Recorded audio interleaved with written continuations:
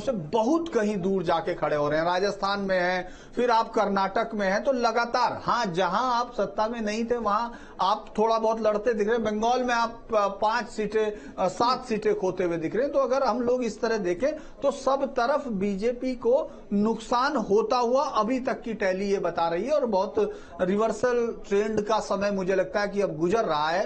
धीरे धीरे घड़ी जो है गुजर रही है। तो मुझे लगता है बीजेपी को अपने आप पर सोचना होगा, क्योंकि अब आपके पास सोचने का पूरा समय होगा और आप उस ताकत में नहीं होंगे जिस ताकत में थे।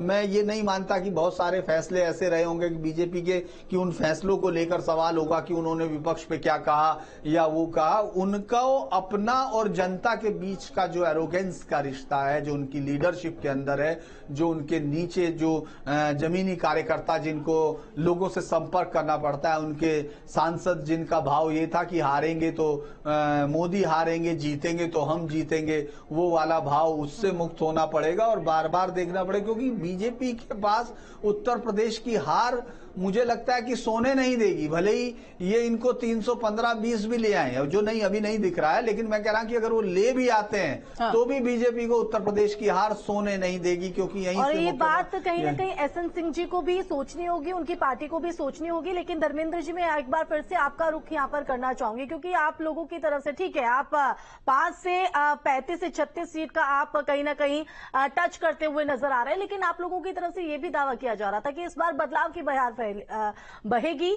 और उत्तर प्रदेश से बीजेपी का जो सुपड़ा है वो साफ किया जाएगा। लेकिन वो तो होता हुआ नहीं दिख रहा है। एनडीए की सरकार एक बार फिर से बनते हुए नजर आ रही है। नहीं रितु जी, अभी सरकार में समय है जी, तो रुझान है, लेकिन ये सही है कि हम जब कह रहे थे भारतीय जनता पार्टी की सफाया करने का, तो उसमें भारतीय जनता पार्टी के नेताओं को, जैसे अभी हमारे बड़े भाई बता रहे थे, उनका अहंकार, उनके झूठ का जो एक औरा खड़ा हुआ था, और उनका भ्रष्टाचार समाप्त करने के बाद भ्रष्टाचार में आकंठ डूब जाने का जो उन्होंने उपक्रम किया, डूबे हुए जो जनता को दिखे, नौजवानों के साथ नौकरियों पे जो छल इन्होंने किया, वक्त वक्त पर अंडर करंट की बात करते आए आपके नेता धर्मेंद्र सिंह जी कि एक अंडर करंट चल रही है, सत्ताधारी दल के खिलाफ यहाँ पर चल रही है, केंद्र में जिसकी सरकार है उसके खिलाफ चल रही है।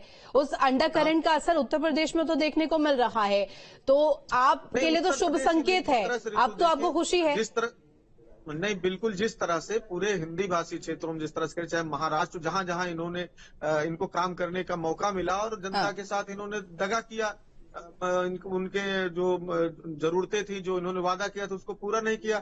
चाहे महाराष्ट्र, वफा तो पूरी तरीके से आप लोग भी नहीं कर पाए, और यही वजह है कि इतने टाइम तक आपको सत्ता से बाहर यहाँ पर रहना पड़ा कहीं ना कहीं।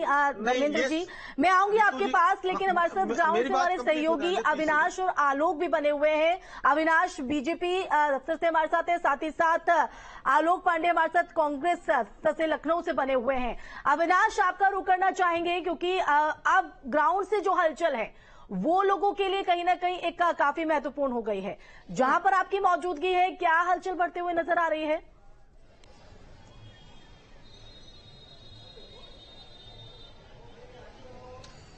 देखिए ऋतु, फिलहाल अभी यहाँ पर कोई हलचल नहीं है, क्योंकि जो नतीजे हैं, जो जिस तरीके से रुझान सामने आ रहे हैं, उससे बीजेपी के लिए यूपी में उत्साहित होने वाली जैसी कोई भी बात नहीं है। हालांकि देखिए, हम लोग लगातार इस बात की चर्चा कर रहे हैं कि तकरीबन 20 ऐसी सीटें हैं ऋतु, जहां पर जो अभी रुझान का मार्जिन है वो 10,000 से नीचे का है, और जब भी मार्जिन 10,000 से नीचे का होता है तो लोकसभा चुनाव के लिहाज से ये मार्जिन बहुत ही कम माना जाता है, क्योंकि उलटफेर कभी भी हो सकता है, क्योंकि जैसे जैसे राउंड दर राउंड जब मतगणना आगे बढ़ती है तो वहां पर उलटफेर देखने को मिलता है। लेकिन फिर भी कह सकते हैं, और देखिए सबसे महत्वपूर्ण बात एक ये है, हम लोग लगातार चर्चा कर रहे हैं कि आखिर बीजेपी को नुकसान होता क्यों दिख रहा है। देखिए, बीजेपी आला कमान को शायद ये लगा था इस बार टिकट बंटवारे में कि जैसा कि धीरेन्द्र सर भी बोल रहे थे कि वो जिसको भी उतार देंगे वो चुनाव जीत जाएगा।